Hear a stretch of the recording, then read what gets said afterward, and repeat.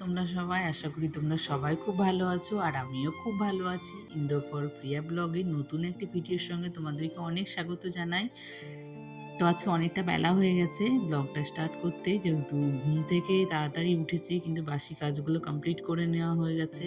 তো ভেবেছিলাম আজকে তোমাদের সঙ্গে শেয়ার করব যে এর আগে আমি শেয়ার করেছিলাম যে আমি এসে বাপের বাড়ির থেকে এসে ঘরটা আমি পরিষ্কার করেছি, বাট বারান্দাটা আর রান্নাঘরটা পরিষ্কার করা হয়নি।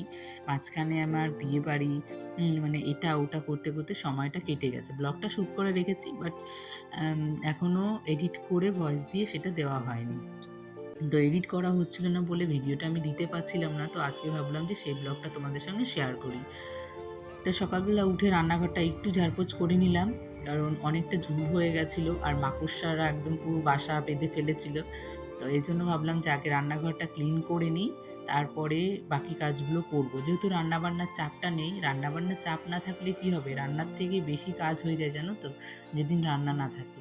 ভাবি যে রান্না নেই তো আজকে একটু হয়তো আরাম, কিন্তু না, রান্না নেই মানে হচ্ছে আমাদের মনে ভাবনা চিন্তা হয় যে বাকি যে কাজগুলো আছে, যেগুলো আমাদের অনেক দিনের জমানো কাজগুলো, যেই কাজগুলো আমাদের হয় না, তো সেই কাজগুলোই আমরা যেদিন রান্না না করবো সেই দিন করবো। কারণ রান্নাটা হচ্ছে একটা বড় কাজ, যেটা রান্না না থাকলে হয়তো বাড়িতে কোনো কাজই থাকতো না। রান্না, খাওয়া দাওয়া, ঘর পরিষ্কার করা, এসবগুলোই তো হচ্ছে কাজ আমাদের। আর রান্না করি বলেই কিন্তু ঘর বারান্দা নোংরা হয়, খাই বলেই কিন্তু জায়গা, মানে আমাদের খাওয়া দাওয়া হয় বলেই কিন্তু জায়গাগুলো নোংরা হয়। তো এই জন্য আমাদের কাজ বেশি হয়ে যায়। তো যেহেতু রান্না নেই বলে ভেবেছিলাম যে আজকে হয়তো কাজের চাপটা একটু কম হবে, বাট অনেকটা দেরি হয়ে গেছিলো কাজ করতে করতে।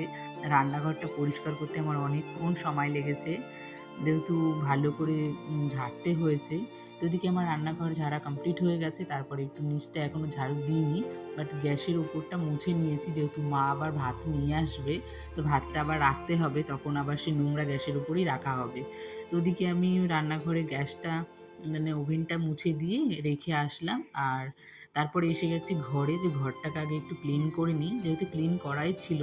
বাট বিছানাটা আমরা সকালবেলা ঘুম থেকে উঠেছি, ওরা দেরি করে উঠেছে বাবা মেয়ে, তো অনেকটা দেরি হয়ে গেছিলো বলে বিছানাটা তোলা হয়নি। তো বিছানাটা তুলে নিয়েছি, পরিষ্কার করে নিলাম, তারপরে এসে ঝাড় দিয়েছি, মানে ঝাড় দিতে শুরু করেছি, কারণ হচ্ছে বাইরেটা নোংরা হয়ে আছে। তো বাইরেটাতে যেহেতু ঝাড়া হয়েছে, মানে ঝুল টুল সব ঝরে পড়ে আছে, তো সেগুলো পরিষ্কার করা হয়নি, কিন্তু মা আসার আগে এগুলো কমপ্লিট করে নিতে হবে। কারণ মা আসলে ভাত তরকারি সব নিয়ে আসবে, সে তো সেই বারান্দাতেই রাখবে, তখন সব নোংরাগুলো আবার লেগে যাবে। তো এই জন্য তো ভাবলাম যে আগে চলো ক্লিন করে নিই। আর এখানে একটু ফ্রিজের ওপরটাও পরিষ্কার করে নিয়েছি, কারণ ফ্রিজের ওপরটা তো মাঝে মাঝেই পরিষ্কার করা হয় আর কাপড়টা চেঞ্জ করে দিই, কারণ ফ্রিজের কভার আমার সেভাবে এখনও নেওয়া হয়নি। তো যেগুলো আমার যে ভালো যে কাপড়গুলো থাকে, মানে যে সব জিনিসগুলো একটু মানে নাইটিগুলো ছিঁড়ে যায়, তো সেই নাইটিগুলো দিয়ে আমি একটু কভার করে নিই। তো সেই কভারটা আমি দিয়ে দিয়েছি, আগেও একটা দেওয়া ছিল, তো সেটা আমি কেচে ওটা শুকনো করে রেখে দিয়েছি। যখন এটা নোংরা হয়ে যাবে তখন আমি ওটা আবার চেঞ্জ করে দেবো। তো টি টেবিলটাও একটু পরিষ্কার করে নিলাম, কারণ টি টেবিলটাতে মাম্মাম সারাদিন বসে থাকে ওর চেয়ার নিয়ে, তো ওখানেই বসেও সারাদিন খেলা করে, টেবিলের উপরে জিনিসপত্রগুলো সব থাকে। জিনিসপত্র বলতে মাম্মামের খেলনাগুলো নিয়ে মাম্মাম সারাদিন খেলে, তো এটা আমাকে মাঝে মাঝেই পরিষ্কার করতে হয়। তো এটা প্রতিদিনের কাজ, প্রতিদিনে মিনিমাম ৩-৪ বার আমাকে করতেই হয়।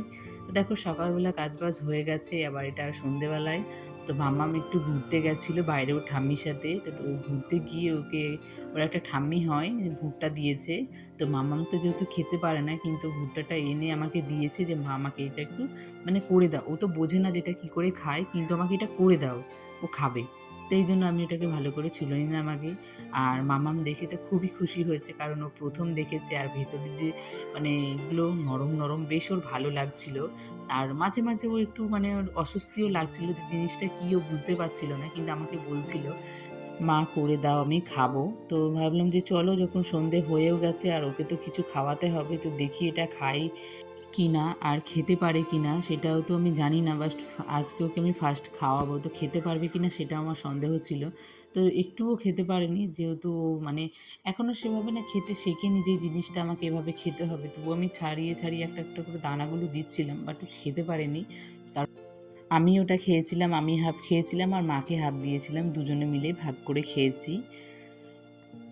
তো এদিকে আমার খাওয়া দাওয়া হয়ে গেছে, তারপর এসে গেছি রাতের জন্য বিছানাটা ভাবলাম কমপ্লিট করে নিই, কারণ রাতের বেলা আবার ঝাড়াঝুড়ি করতে গেলে অনেকটা সময় লেগে যায়। আর যেহেতু আমাদের খাওয়া দাওয়া করতে করতে প্রায় 11:30 মতো বেজে যায়, তারপরে বাসন মাজা, একটু রান্নাঘরটা পরিষ্কার করে গোছগাছ করে রাখতে রাখতে অনেকটা রাত হয়ে যায়। তো এদিকে আমার বিছানাটা পরিষ্কার করা হয় না, কতদিন আবার সেই বিছানাতেই ঘুমিয়ে পড়ে, কারণ মামামও ঘুমিয়ে যায়, ওর পাপাও এসে ঘুমিয়ে পড়ে। তো ভাবলাম যে চলো আজকে তোমাদের সঙ্গে শেয়ার করি যে সন্ধ্যের পরটাতে আমার কী কী কাজ থাকে। প্রায় সব দিন আমার একই রকম কাজ থাকে না, এক এক দিন এক এক রকমের কাজ হয়, প্রত্যেকটা দিন প্রত্যেকটা দিনের মতো কাজ হয়। তো আজকে দেখো আগের দিনে যে গেছিলাম ওই ফুচকা খেতে, তো সেই কুর্তিটা আমার আর মানে কেচে ধুয়ে রাখা হয়নি, তো এর আগের দিন কেচে দিয়েছিলাম, তো সেটার ভাঁজ করে রাখা হয়নি। তো চলো আজকে ভাঁজ করে নিই। আর এর আগের দিনও এটা একটা আর একটা কুর্তি ছিল, সেটা আমি কোথায় পরে গেছিলাম মনে নেই এখন, কিন্তু পরে গেছিলাম। তো দুটোকে এখন ভাঁজ করে নিলাম, তার সঙ্গে দুটো প্যান্ট ছিল, মানে একটা প্লাজো ছিল আর একটা লেগিংস ছিল। তো দুটোকে ভাঁজ করে আর দুটো কুর্তি দুটোই ভাঁজ করে রেখে দিলাম।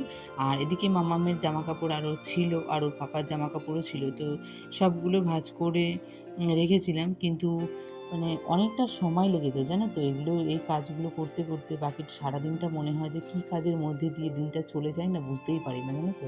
এই কাচাকুচি করে প্রত্যেক দিনের জিনিসগুলো এরকম করে ভাঁজ করে রাখতে রাখতে অনেকটা সময় চলে যায়। আর এদিকে অনেকগুলো জামা কাপড় জমে গেছে ওর বাবার, অনেক দিন আমার জামা মানে আয়রন করা হয়নি, তো সেই জামা কাপড়গুলো যে কবে করব বুঝতেই পারছি না। মানে পুরো আলমারির মধ্যে একটা জায়গাতে, মানে একটা সাইডে না পুরো জামাগুলো রেখে রেখে না একদম ফুল হয়ে, তো দেখি কবে সময় হয়। অবশ্য করলে তো তোমাদের সঙ্গে শেয়ার করবই। তো সময়টা কবে বের করতে পারছি এখন দেখি। মানে মাম্মাম না থাকলে সেই সময় আমি করতে হবে, কারণ মাম্মাম যে গরম জিনিসটায় হাত দিয়ে দেবে, এই জন্য মাম্মাম না থাকাকালীন আমাকে কাজটা করতে হবে, কিন্তু সেরকম সময় আমার হয়ে ওঠে না। আর এই মাম্মাম না থাকলে তখন আমি একটু ভিডিও এডিট, তারপর ভয়েস দেওয়া, এই কাজগুলো কমপ্লিট করে রাখি বলে যে এই কাজগুলো আছে আমি সেই কাজগুলো করতে পারি না। তো চলো আজকের মতো বন্ধুরা আমি ভিডিওটা এখানেই শেষ করছি। ভালো লাগলে প্লিজ একটা লাইক করো আর কমেন্ট করো, আর আমার চ্যানেলে যদি কোনো নতুন বন্ধু এসে থাকো তাহলে প্লিজ চ্যানেলটিকে সাবস্ক্রাইব করে দিয়ে আমার চ্যানেলের পাশে থেকো। দেখা হচ্ছে আবারও একটা নতুন ভিডিওর সঙ্গে, ততক্ষণের জন্য টাটা।